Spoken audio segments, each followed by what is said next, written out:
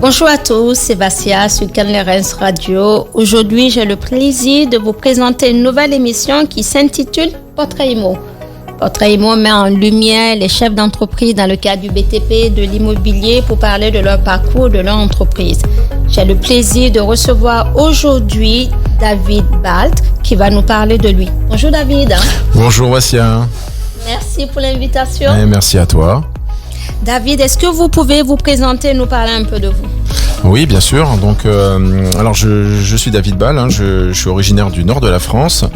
J'avais commencé mon premier métier avec mes parents, qui était marbrier funéraire. Je l'explique parce qu'après, ça a un lien avec ce que je fais aujourd'hui, quelque part. Oui. Et après, j'ai une formation. Je suis plutôt autodidacte. Et j'ai appris le métier de l'assurance très jeune. Et à 23 ans, j'avais un cabinet d'assurance Swiss Life. J'étais agent général Swiss Life à Valenciennes. Voilà, j'ai fait ça pendant 6 ans. Et puis après, j'ai eu envie de partir au soleil. Du coup, me voilà ici dans le sud. Et j'ai eu le temps de chercher une nouvelle branche. Je suis parti dans les plans de travail.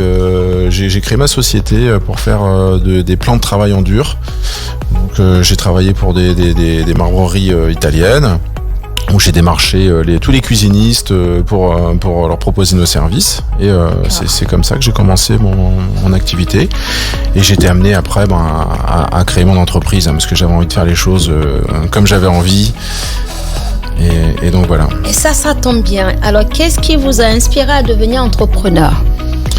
La liberté. Je dis toujours la liberté, même si on n'est pas libre à 100%, comme on disait. Mais oui, la liberté, et puis le plaisir de faire les choses comme on l'entend. Voilà, c'est vraiment le moteur principal. C'est cette liberté de faire les choses comme on l'entend.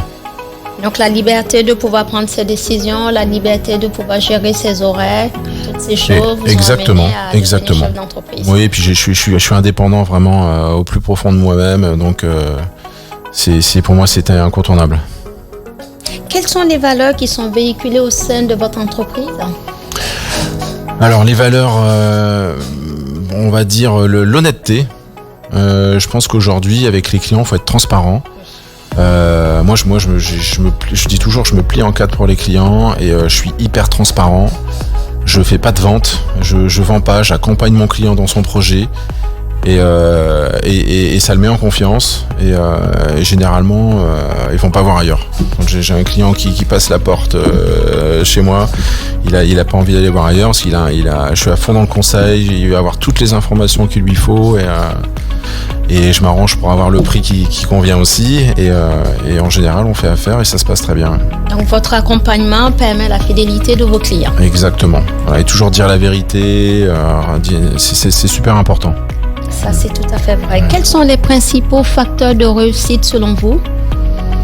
Les facteurs de réussite dans le cadre de votre entreprise. Dans le cadre de mon entreprise, par exemple.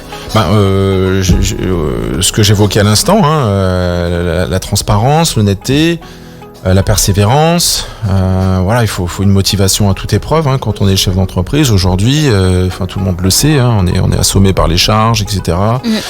On a beaucoup de problèmes avec les employés aussi. Tout le monde le dit, ça devient un gros problème. Donc c'est un combat, c'est un combat tous les jours. Il faut vraiment être motivé. Mais je le suis. Je suis ultra motivé. De toute façon. Voilà. C'est super. David, quels sont les conseils que vous pouvez donner aux gens qui veulent arriver dans l'entrepreneuriat ? Alors, quels conseils je pourrais donner ? Il peut y en avoir beaucoup, mais bon, pour faire simple, la motivation, c'est vraiment très très important. Il faut être très très motivé et il faut vraiment se fixer un but et aller jusqu'au bout, quoi. Pas faire les choses à moitié. Il faut se structurer avant de démarrer une entreprise. Ça se prépare. Il faut faire un bilan, un projet, un prévisionnel.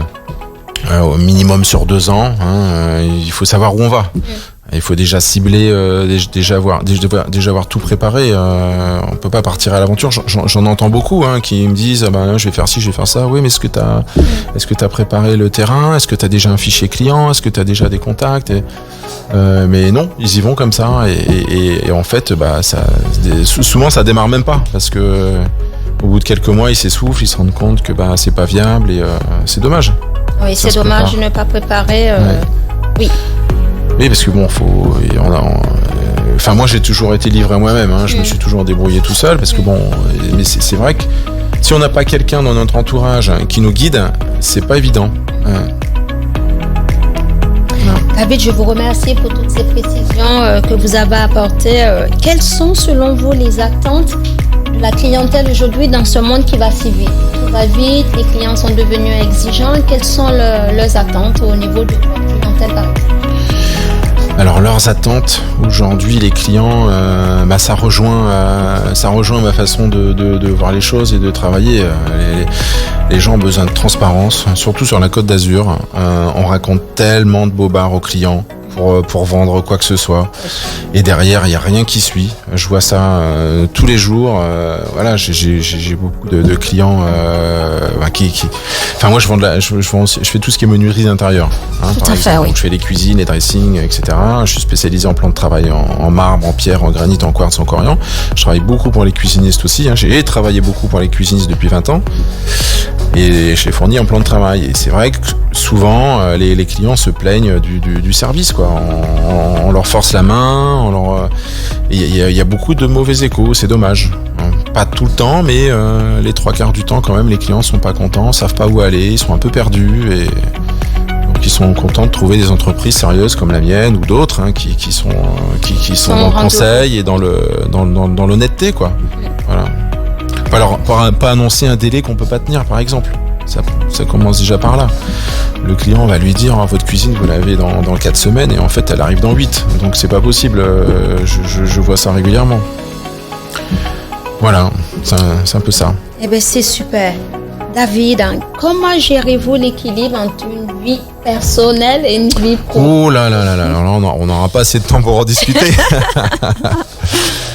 Ça c'est compliqué. En plus, moi je suis séparé avec la maman depuis 3 ans, donc j'ai un petit bout à m'occuper qui a 9 ans aujourd'hui, donc je l'ai à mi-temps.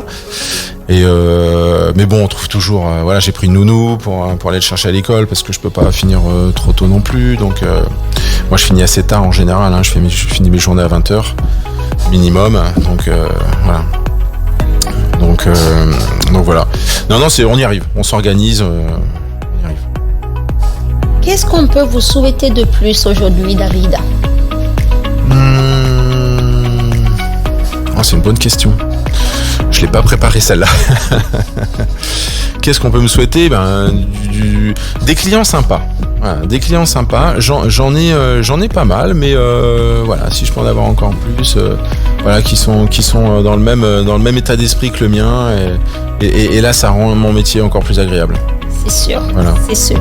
Je vous remercie, David, pour ce temps passé ensemble, pour la manière dont vous nous avez présenté votre parcours, votre professionnalisme et les attentes de vos clients. Un très grand merci à vous. Merci à toi, Wassia. C'est très gentil. Merci beaucoup. Je vous souhaite une excellente journée. À très bientôt sur Cannes Les Reims Radio. Merci.